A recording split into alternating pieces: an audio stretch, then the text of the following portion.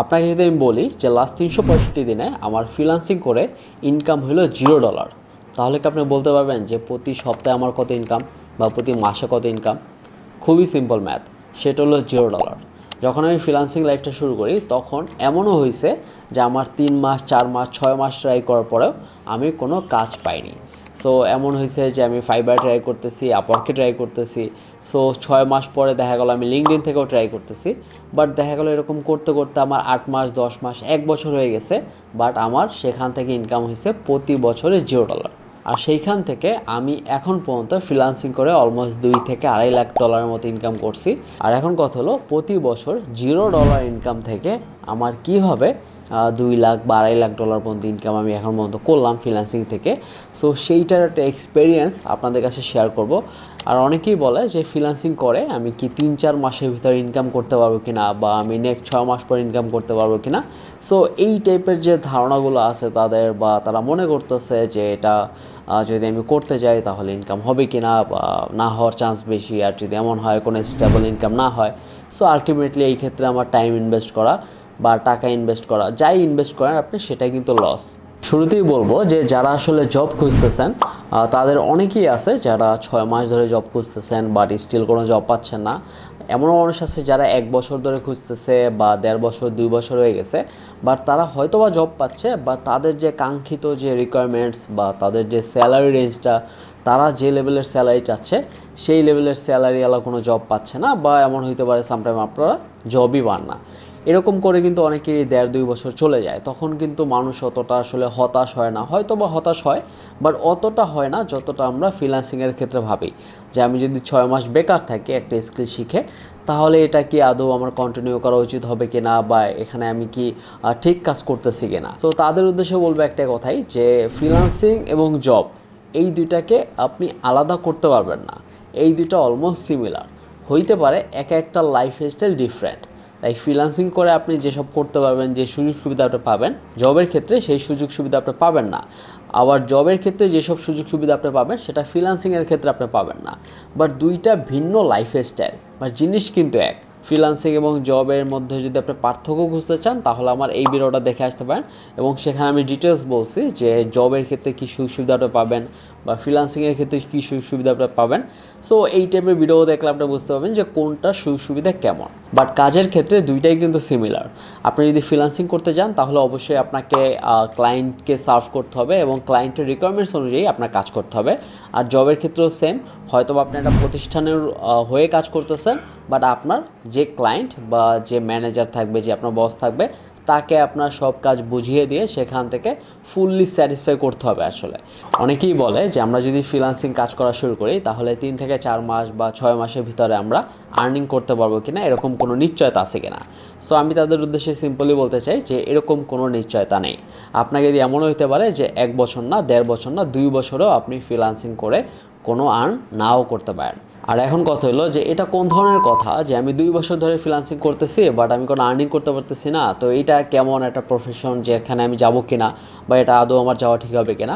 So তাদের উদ্দেশ্যে আমি বলবো যে আমি যদি ঢাকা থেকে কক্সবাজার যেতে চাই তাহলে অবশ্যই আমার ঢাকা থেকে কক্সবাজারের যে রাস্তাটা, সেই রাস্তায় আমার হাঁটতে হবে বা আমার গাড়ি নিয়ে যেতে হবে।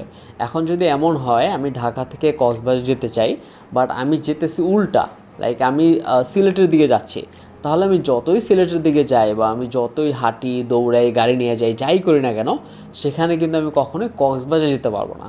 আমি হয়তো বা সিলেট চলে যাব, আমি হয়তো বা বর্ডার ছাড়িয়ে যেতে পারি, সো বলা যায় না। বাট আমি কিন্তু অ্যাকচুয়ালি যে আমি যেতে যাচ্ছিলাম কক্সবাজারে, সেটা কিন্তু আমি পারবো না। সো আপনার ফ্রিল্যান্সিংয়ের যে রাস্তাটা, ফ্রিল্যান্সিং করার জন্য আপনার কী কী প্রয়োজন, কী কী দরকার, কী কী নলেজ আপনার একুয়ার করতে হইতে পারে, বা কী কী নলেজ আপনার জানতে হইতে পারে, আর এইসব আমি না জেনে শুনে আমি যেতে থাকলাম, বা আমি বিভিন্ন ধরনের র্যান্ডম ভিডিও দেখতে থাকলাম, একজন একটা বললো, আমি সেগুলো শুনতে রইলাম, তাহলে কিন্তু আলটিমেটলি আপনার কোনো গতি হবে না ফ্রিল্যান্সিং সেক্টরে।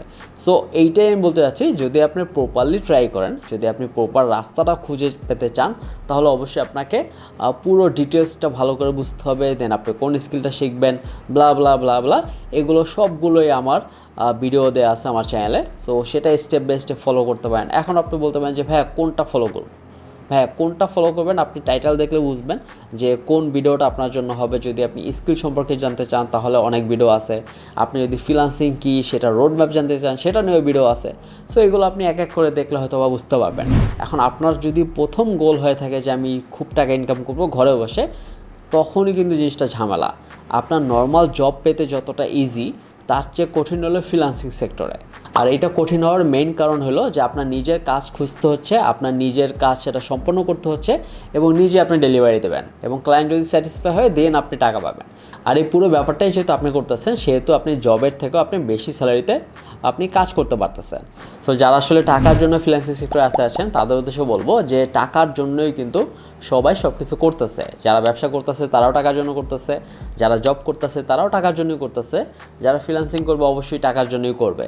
আর এই ভিডিওটা যারা দেখতেছে তারা অবশ্যই টাকার জন্য দেখতেছে, কারণ আমি থাম্বনেইলে হয়তো বা কোনো একটা টাকার অ্যামাউন্ট বা সামথিং আমি লিখে দেব এবং সেটার জন্যই আপনি হয়তো বা এই ভিডিওটা ক্লিক করতেছেন বা আপনার কোনো আগ্রহ বাড়তেছে টাকার জন্যই। সো এভরিথিং আসলে রিলেটেড। আর এরপরে যে ব্যাপারটা সেটা খুবই ইম্পর্ট্যান্ট আপনি যদি ফ্রিল্যান্সিং করতে আসেন, সেটা হলো যে আপনার ধৈর্য শক্তি, আপনার ধৈর্য কতটুকু আছে সেটা কিন্তু আপনি মেইনলি রিয়েলাইজ করতে পারবেন যখন আপনি ফ্রিল্যান্সিং সেক্টরে আসবেন এবং সেখানে বিভিন্ন ধরনের কাজ খুঁজবেন বা কাজ যখন আপনি পাবেন না তখন নিরাশ হয়ে যাবেন।